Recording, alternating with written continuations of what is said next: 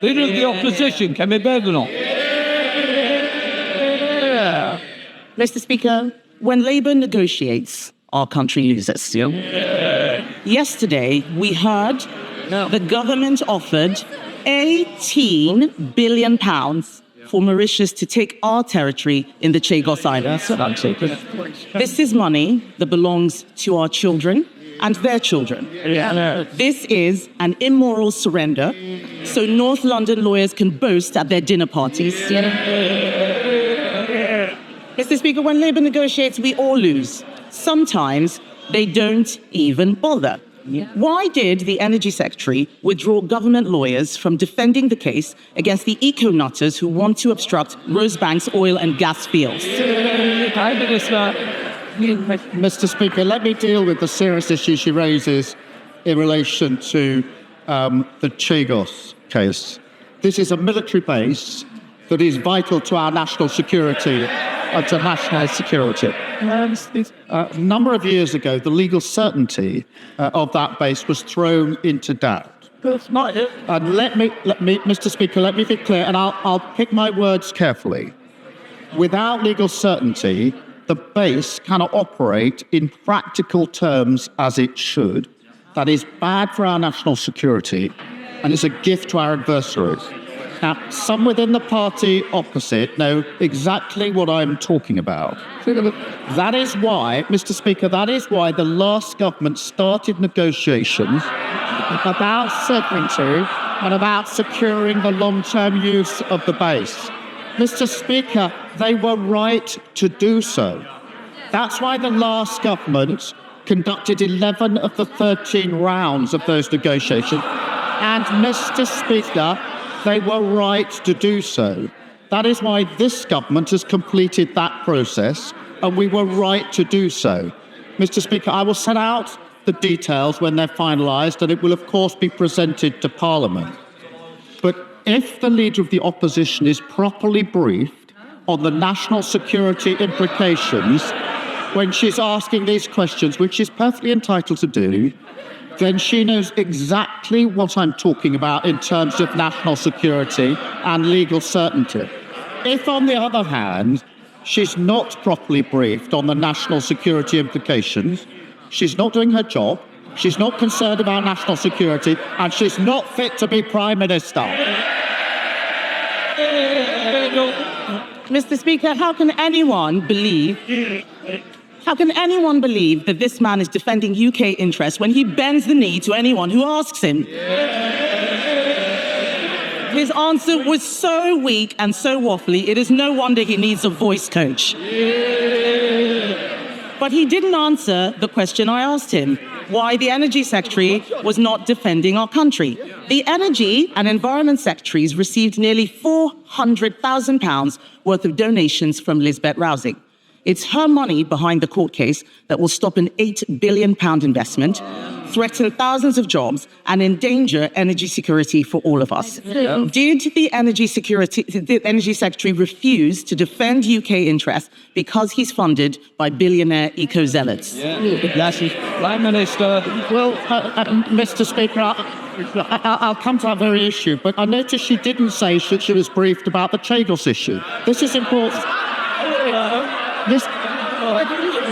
Mr. Speaker, when she became Leader of the Opposition, I said to her that I would give her a briefing on any national security issue if she asked for it. That's very important to the way that we run our democracy. She has not asked for a briefing of the Chagos issue.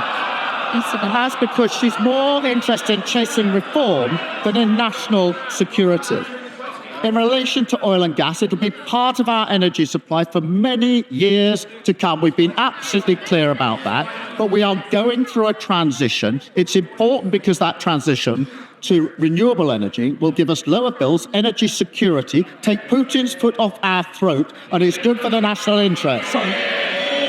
Kemi Badenoch, why you want Mr. Speaker, this is a weak answer because he doesn't know what is going on. Last week, I asked about the employment bill. He didn't know what was going on. We asked about the education bill. He didn't know what was going on. Let me tell him what is going on. Maybe he can answer some questions. Shell has said a one-year delay to Rosebank will cost £350 million and the loss of 1,000 jobs.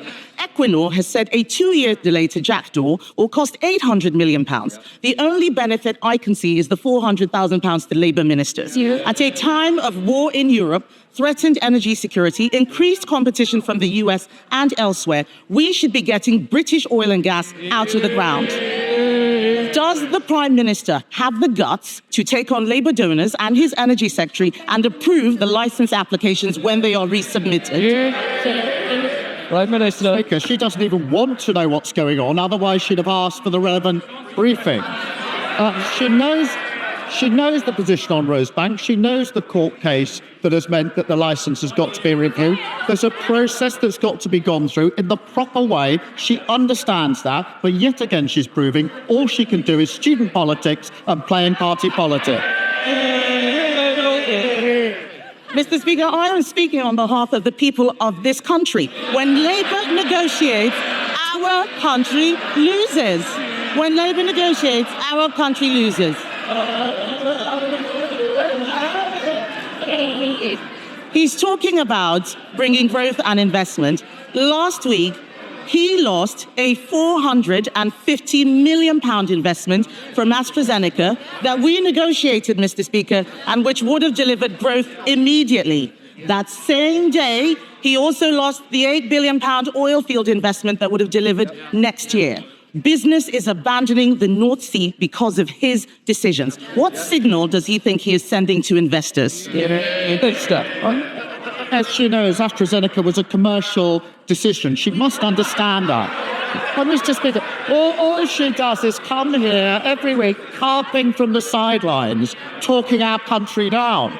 We've got the highest investment for 19 years. PwC saying the second best place to invest in the world. The IMF has upgraded growth.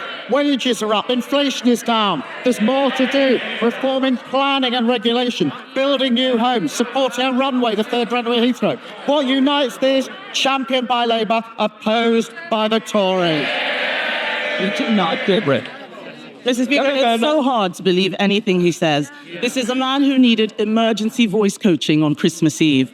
This government is so clueless. It is borrowing £8 billion. It is so clueless. It is borrowing £8 billion for GB Energy, a vanity project that is not great, not British, and does not produce any energy. Its own chairman, Mr. Speaker, admitted it will take 20 years to create just 1,000 jobs. Meanwhile, 200,000 jobs are at stake in our oil and gas sector right now. Does he think that 1,000 jobs in 20 years' time are worth more than the 200,000 jobs we have now? Prime Minister. Again, she clearly hasn't been briefed or doesn't want to be briefed. GB Energy, a publicly owned energy company that will drive the move to renewables. That is not about the number of jobs in HQ. It's about the thousands upon thousands of jobs that will generate to give us energy security, something we didn't have under the last government. Take Putin's boot off our throat, something we didn't have under the last government. They lost control of the economy. We're getting it back. He can waffle as long as he likes, just with that. But we know that Labour promised to bring energy bills down by £300. Instead, bills are going up. He's freezing pensioners while shoveling money to Mauritius. The Prime Minister isn't just managing decline, Mr. Speaker, he is creating decline. He has the power to grant these licenses, open these oil and gas fields, save British jobs, and bring down bills. Why does he find it so hard to do the right thing? She really needs to look into how these licenses are granted. But I appreciate that they're that their reset seems to be having no policies apart from cutting pensions and having no briefings on relevant issues. Let's just remind ourselves, they presided over the biggest drop in living standards on record. So, mortgages went through the roof and they left a £22 billion black hole.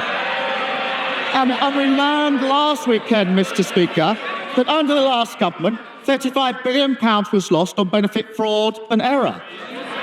Who was at the Treasury at the time, you might ask, Mr. Speaker? The Shadow Business Secretary and the Leader of the Opposition. They want to give lectures. No thanks. Johnson,